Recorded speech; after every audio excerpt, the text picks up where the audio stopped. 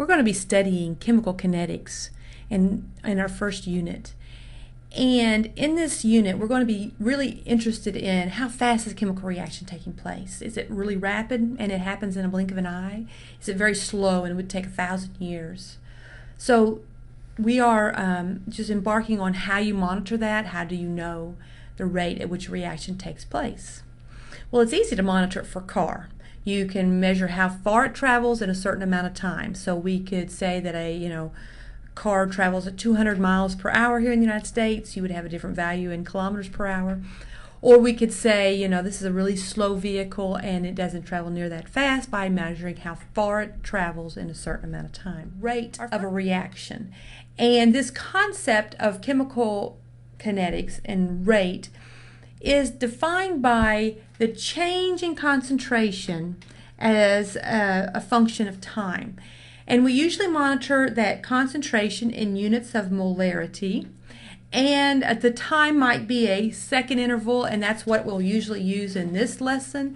It could be in minutes, it could be in hours, it could be in years for that matter. But you can either watch a reactant and see that its concentration is decreasing as time goes by, or you can monitor a product and see how its concentration is increasing as time goes by. Let's look at this schematic of a chemical reaction. The reaction we're going to look at is A plus B going to the product C, and we see the colors there represented. A is blue, B is red, and C is purple. So I want you to look at the reactant A and what is happening to it as time goes by. Now we see that we've got a schematic 15 minutes, 30 minutes, 45 minutes going by as this reaction proceeds. Well, it is certainly decreasing as time goes by. We're using it up. Now we want to be able to monitor that and define the rate of the reaction by monitoring that. So let's think about the change in its concentration. Would the change in concentration be positive or negative? Now remember, a change, which is represented with delta, is always final minus initial. So if you think about how much you have at the end versus how much you have at the beginning, would this be positive or would this be negative? Well, if you said it would be negative, you'd be correct. Now, as we continue to think about this reaction, A plus B going to C, the concentration is decreasing, the change in concentration is negative, and when we talk about the rate of a reaction, we do not say that a reaction is going at a negative rate of speed. So we have to take into account that there is a minus sign with that. This portion that we just looked at is negative. You just said that in the previous slide. And this portion here has to be positive. So if the rate of the reaction is always defined as a positive speed, we place this minus sign in there. A negative times a negative is a positive. And this way, the rate of the reaction will always be positive. Now you can't travel in a car at a negative rate of speed. You can go 100 miles an hour, you can go 15 miles an hour, you can go 47 kilometers an hour, but you can't go a negative 47 kilometers per hour. You might go backwards, but you're still going backwards at a positive rate of speed. So we have to place that minus sign in there for monitoring reactants to obtain a rate of the reaction. Now let's look at C. C is our product. What's happening to it as time goes by? Well, it is increasing. We're getting more and more of it. So if we're monitoring the rate of the reaction in terms of this C, we are not going to have that negative sign in there. We can just do a change in concentration of C with respect to time. No negative sign is needed. Okay, now I've got two different reactions. The one we've been looking at, A plus B going to C, and D plus E going to F. Now I want you to look at these images and I want you to tell me which one of those reactions is faster.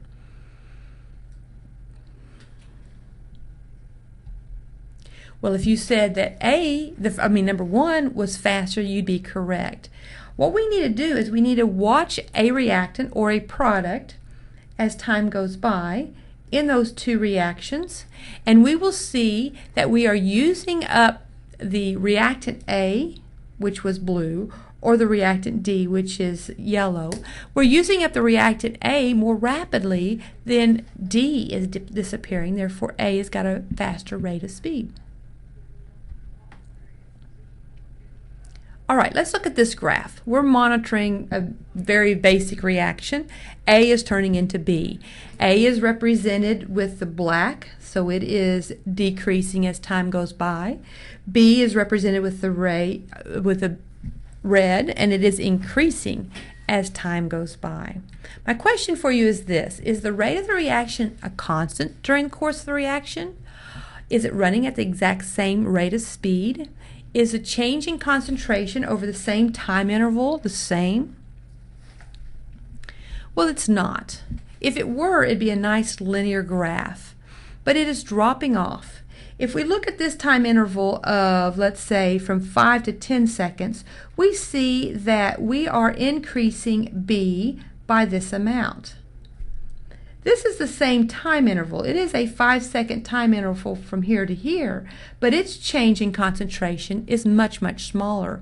So we have got a smaller rate of speed as time goes by. So we have to do calculations over a certain rate, and we'd have to define what that time interval is. And it's going to be different depending upon which time interval we choose as the reaction takes place. And when you're comparing reactions, you would want to be monitoring it during the same time interval to say that this one is faster or this one is slower. Now if we make that time interval smaller and smaller, eventually it gets so small that it's a point in time, and it would be an instantaneous time. An instantaneous rate could be obtained at that.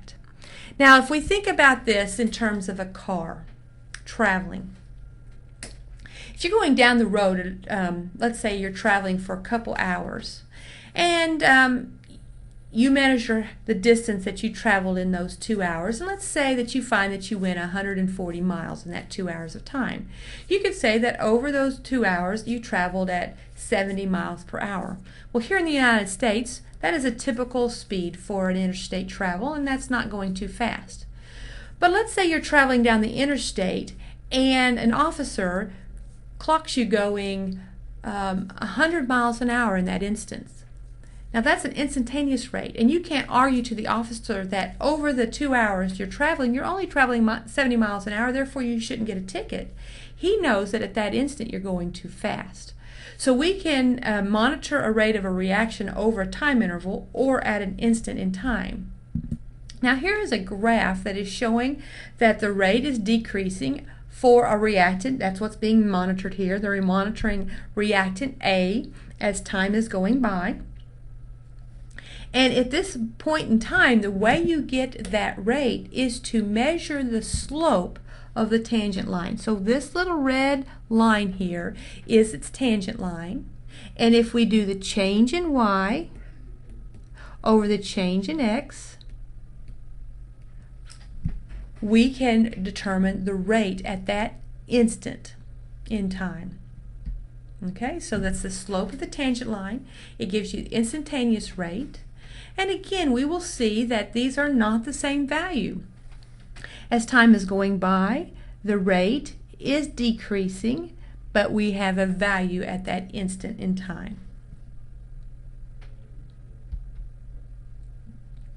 Now here we have a reaction which involves gases, and you can monitor the change in the pressure as time goes by. And again, I've got a slope of the tangent line here that I could determine its instantaneous pressure change as time goes by. All right, so rates can be defined in terms of change of pressure as well as change in concentration. Now, this is using PV equals nRT. N over V is molarity. So if I take my V over here and my R and T over there, and these are constants for the reaction, our gas constant, and let's say our temperature is being maintained at a constant temperature as time goes by, and this portion right here, moles per volume, would be synonymous with molarity, we can see that there is a relationship between molarity and pressure. Therefore, you can be monitoring pressure as time goes by and not have to do it in terms of concentration every time.